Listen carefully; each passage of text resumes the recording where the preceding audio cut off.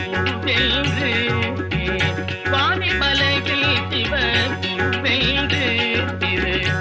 இரலை வாயினில் சூரனை வெல்து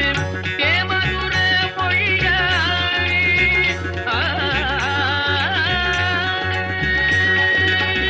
தேமதுர மொழியாய் தேவானையை மணந்த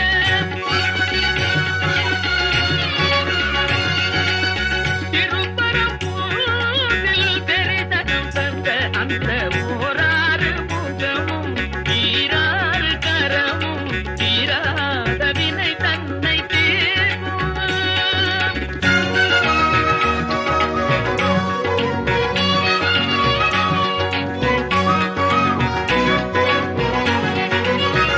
மாமனை போலிரு மாதுடன் கூடி மாமனை போலிரு மாதுடன் கூடி